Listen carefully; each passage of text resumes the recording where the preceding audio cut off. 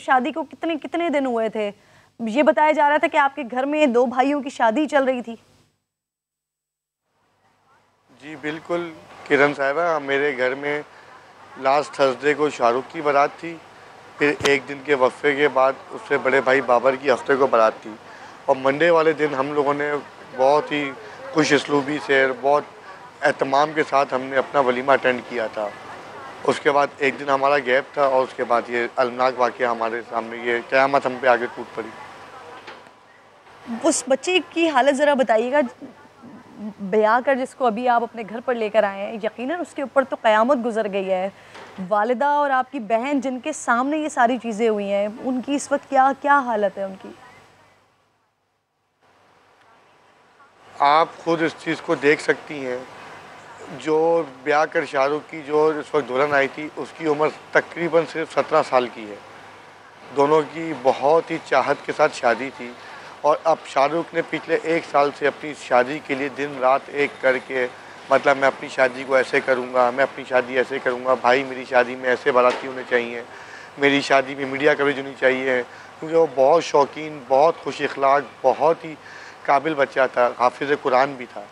और मतलब जिससे एक दफ़ा मुलाकात करता था उसको अपना गर्विदा करता था। मतलब आज अगर आप वीडियो वगैरह में भी देखेंगे, उसके जनाजे में इतने लोग शरीक थे कि मतलब हम परेशान थे कि कहाँ कहाँ से कैसे कैसे, जिनको खबर मिली, कोई दुबई से आ रहा है, कोई कहीं से आ रहा है। हमने तो गम में थे, किसी को बताया नहीं, लेकिन पूरी दुनिया में खबर आज तक पहली। और आज हमारे यहाँ पे इतने लोग थे कि इस गम में शरीक कि हम आपको बता ही नहीं सकते। ये आपके भाई की पसंद की शादी थी गालिबन?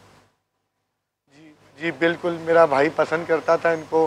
फिर हमारा इनका रिश्ता हमने तय किया और ये शादी भी मतलब समझिए अर्जेंट बेसिस के ऊपर थी कि मेरे बड़े भाई की शादी, तो साथ ही हमने शाहरुख की भी शादी करनी थी इसके अंदर। अच्छा सलीम, ये फुटेज जो हम देख रहे हैं इसमें एक शख्स नज़र आ रहा है जो सब देखकर भी आगे नहीं आ रहा और फिर बहुत देर बाद लाश के पास आता है। ये कौन था? गालिबन कोई गार्ड वगैरह है इलाके का?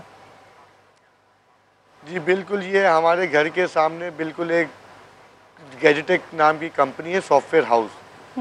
तो उन्होंने पीछे ये गैर कानूनी तौर के ऊपर एक कमरा भी बनाया हुआ है, जिसके ऊपर उन्होंने एक गार्ड रूम बनाया हुआ है जहाँ पे गार्ड बैठते हैं। मतलब वो कंपनी से गली हट के गली के बीच के अंदर वो कमरा बना हुआ है। तो हम लोग भी सब इसलिए खामोश रहे, चले ये गार्ड कल को हमारे भी काम आएगा, गली की चौकीदारी भी होती रहेगी। लेकिन इसी गार्डों को जो मकतूल शाहरुख, जो मेरा भाई जो इस वक्त हमको छोड़कर जा चुका है, जो शहीद शाहरुख थे, वो इनको खाना भी खिलाते थे, रमज़ान में अफ्तारी सहरी पहुंचाते थे, पानी चाय जब भी उनसे सलाम दुआ भी। लेकिन जब शाहरुख के ऊपर अलनाक वाक़या हो रहा था, वो बेहिस होकर अंदर गार्ड रूम में मेरी अम्मी मदद के लिए चीखती रही उनसे कि अल्लाह के वास्ते मेरे बच्चे को बचाओ, हमें बचाओ।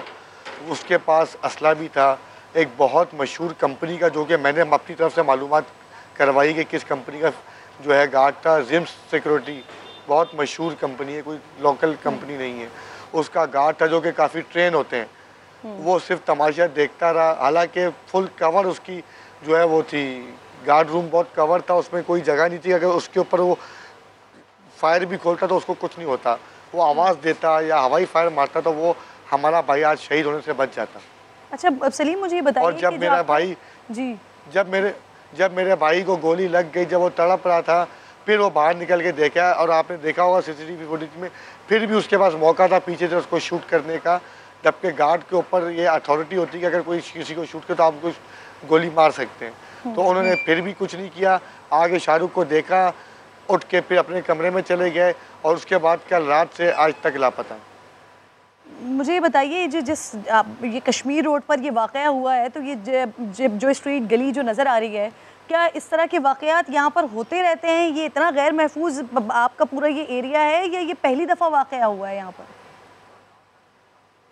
कल पुलिस वालों ने कुछ लोग यहाँ से सुबह में पकड़े हैं, ठीक है, लेकिन ये जो इलाका है यहाँ पे पुलिस की नफरी ना होने के मुकाबले हम लोग सुबह शाम जब भी घर से निकलते तो यही सोच के निकलते कि आज कुछ ना कुछ हमारे साथ होगा।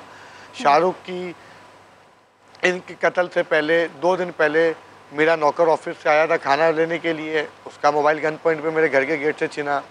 उससे 1 हफ़्ता पहले मेरा एक और नौकर आया था, उसका मोबाइल घर के गन पॉइंट के गेट से छिना। बाहर मेन चलता हुआ कश्मीर रोड है, ना तो वहाँ लाइटों का इंतज़ाम है, ना किसी पुलिस की पेट्रोलिंग का इंतज़ाम है। इतना बड़ा इलाका है, या तो किसी बैंक के बाहर मोबाइल खड़ी है या किसी जगह पे वसूली के ऊपर खड़ी है। मतलब गलियों में एक पीसीएस कम्युनिटी पुलिस की भी एक मोबाइल बनाई गई हुई है। यहाँ पे 2-3 मोबाइलें जिनका काम है कि कम्युनिटी के हवाले से पूरी गलियों में चक्कर लगाएं और देखें कि क्या हो रहा है। एक तो सबसे बड़ी बात पुलिस की नाअहली, हुकूमती नाअहली के शहर को लावारिस छोड़ा हुआ है। फिर जो आसपास लोग मौजूद थे उनकी बेहिसी का शिकार आपका भाई हो गया। मुझे ज़रा, मैं शाहरुख के बारे में बात करना चाहती हूँ। यकीनन आपके लिए बहुत मुश्किल वक्त होगा। मैं आपको एक बात और क्लियर करना चाहता हूँ। जो हमारे यहाँ पे हादसात और वाक़यात का जो मेन मसला है, ये है प्योर रेजिडेंशियल एरिया। लेकिन यहाँ पर तकरीबन 100 घर में से 90 घर कमर्शियल यूज़ के लिए दिए गए हुए हैं। बंगले लोगों ने रेंट पे लेके वहाँ पे अपनी अपनी कंपनियाँ बना दी हैं, वेयर हाउस बना दिए हैं। अपने सारे जितने भी कमर्शियल काम है इन बंगलों में ऑफिस खोल के कर रहे हैं। अब जब कमर्शियल यूज़ होता है तो वहाँ पे कौन आ रहा है, कौन जा रहा है, आपको नहीं पता, क्योंकि कमर्शियल लोग आते रहते हैं। है प्रॉपर रिहायशी इलाका, कम्युनिटी इलाका है पूरा। मुझे एक और चीज़ बताइएगा, क्योंकि यूजुअली होता है ऐसा है, जो इस तरह के डकैत वगैरह होते हैं ये बैंक से साथ लग जाते हैं या देख रहे होते हैं कि कोई अगर मोटी रकम लेकर निकल रहा है कहीं से, तो वहाँ से फिर पीछे लगते हैं। और बाकायदा जो सीसीटीवी फुटेज में हम देख रहे हैं, ये शख्स पीछे से साथ आया है। जब आपकी वालदा और आपकी बहन इस रक्शे में मौजूद हैं, जब रक्षा रुका है तो ये साथ साथ रुका है। कहाँ से आ रही थी आपकी वालिदा और बहन? जी, पहले तो हमको ये लग रहा था, जो हमने अभी तक, मैं इस पर हतमी नहीं कह सकता, लेकिन हमें 2-3 जायजे जो लिए हैं अभी, पहले हम ये समझ रहे थे कि शायद ये रक्षा फातिमिया हॉस्पिटल से जो है मेरी वालिदा और बहन को जो है वो गई थी चेकअप करवाने के लिए, क्योंकि मेरी बहन अमेरिकन नेशनल है, वो आई नहीं शाहरुख की शादी के लिए स्पेशल। तो उनकी तबीयत ख़राब थी, तो आज वो कल दोपहर को वो उनको लेकर गई थी हॉस्पिटल। गई थी अपनी गाड़ी में, लेकिन वहाँ पर उनको डॉक्टर ने कहा इनको ड्रिप लगेगी, तो इसलिए उन्होंने गाड़ी भिजवा दी थी कि घर में काम होंगे, हम लोग रक्षा में आ जाएंगे। तो उसके बाद हमें ख़बर मिली तो ये वाक़या हो गया। तो उस वक्त जो हमने सीसीटीवी फुटेजेस देखी तो उस पर हमें भी ये लगा कि रक्षा फॉलो करता हुआ आया। लेकिन आज कुछ पुलिस वाले और कुछ लोग आए, उन्होंने जो सीसीटीवी फुटेज देखी है तो उस पर ये शक पड़ रहा है कि ये बंदा ऑलरेडी गली में मौजूद था। और ये क्योंकि हमारे घर में शादी चल रही थी और हमारी शादी माशाल्लाह बहुत अच्छी, जो बहुत अच्छे लेवल पे हुई है, तो इसलिए आसपास लोगों की नज़रों में था। तो ये बंदा गली में शायद पहले से मौजूद था। तो इत्तफाक से मेरी वालिदा रक्षे में आई है तो उनको नज़र पड़ी और उसने इनके साथ ये वाक़या हो गया। तो चेहरा इस शख्स का साफ दिखाई दे रहा है, पहचाना जा सकता है। पुलिस ट्रेस करने की कोशिश कर रही है, आपको उम्मीद है पकड़ा जाएगा? जी, मास्क पहना हुआ है, बाकी जो हुलिया उसका है उससे पुलिस ही पहचान सकती है। हम में से किसी ने देखा नहीं है। वालिदा और बहन ने देखा था, वो पहचान नहीं सकती क्योंकि वो अपनी परेशानी में थी। जो गार्डों ने देखा था वो मुंह खोलने के लिए वो है नहीं। एक बराबर में बंगले वाले का गार्ड है, कल से गायब है, निकलने को तैयार नहीं है, कोई मुसलमानियत नहीं है, किसी चीज़ के बारे में उनको नहीं कि बंदा आके मोहल्ले पड़ोसी के ख्याल कर ले। हत्ता कि मेरा भाई तड़पता रहा तो कि उठा के ले जाने के बोल लिए नहीं था। सॉरी। कितनी देर बाद वहाँ से हॉस्पिटल लेकर गए हैं उसको? जी, जब ये वाक़या गोली लगी है तो उसके तकरीबन कोई 15 से 20 मिनट तो यहाँ पे पड़ा रहा है।